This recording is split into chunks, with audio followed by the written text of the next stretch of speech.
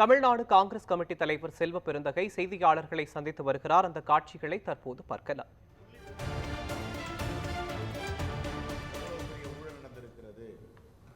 மொரீஷியஸில் இருந்து டாலர்கள் எந்த வழியில் வந்தது, யாருக்கு வந்தது, அந்த வெளிநாட்டு பிரதிநிதி யார் என்று பாராளுமன்றத்தில் கேள்வி கேட்டார், பதில் இல்லை.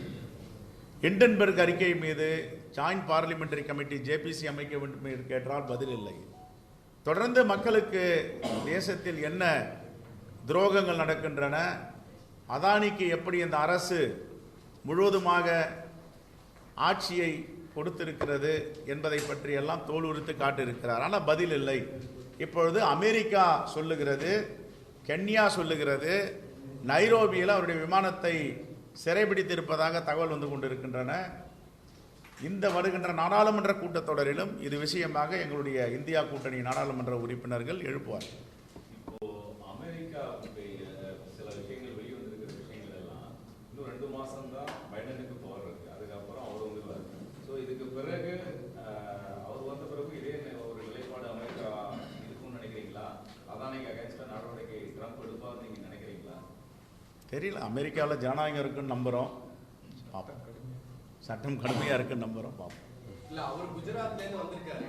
அதனால அந்த ஸ்டேட்டை சார்ந்தவங்க தான் இது பண்ணிட்டு இருக்காங்க.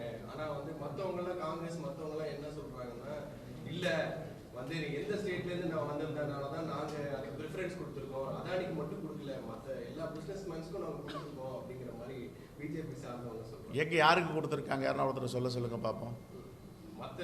இல்லை, யாருன்னா சொல்லுங்க. இப்போ பெஜாஜ்லாம் நாட்டை விட்டே போயிடலாமான்னு அறிக்கை கொடுத்தாங்க. அவங்களுடைய இண்டஸ்ட்ரீஸ் கூட்டமைப்பு அவங்க என்ன பேட்டி கொடுத்தாங்க? இந்த தேசத்தில் இனிமேல் தொழில் செய்வதற்கு வாய்ப்பில்லை, நாங்களாம் நாட்டை விட்டு போயிடலான்னாங்க. பிர்லா பேசினாங்க. நிறைய கூட்டமைப்பின் தலைவர்கள் பெஜாஜ் போன்றவர்கள்லாம் பேசினாங்க. ஏன் பேசினாங்க? இன்னைக்கு புகாரி என்றவர் 3 வருஷம் ஜெயிலில் இருந்திருக்காரு. எதுக்காக புகாரியை ஜெயிலில் போட்டாங்க? யார் அந்த புகாரி? பிஎஸ்ஏ ரகுமானுடைய மகன். யார் அந்த பிஎஸ்ஏ ரகுமான்? எவ்வளோ பெரிய தொழில் நிறுவனம். அவங்களாம் அது மாதிரி லஞ்சம் லாவண்யம் கொடுத்தா கீழே இருந்து மேலே வந்து விழுந்தாங்க. இன்னும் அங்கே துறைமுக தூத்துக்குடியில் உள்ள அனல் மில்லில் இதை கேட்குறாங்க, கொடுக்க மாட்டேன்றாரு. எல்லாத்தையும் எடுத்து பார்த்து ஏதோ ஒரு தவறு கண்டுபிடிச்சு அவரை சிறையில் எதற்காக எத்தனை ஆண்டுகள் வைத்திருக்கணும்? என்ன காரணம்? அந்த சிறையில் என்ன நீங்கள் இப்போ சார்ஜ் ஷீட் போட போகிறீங்களா?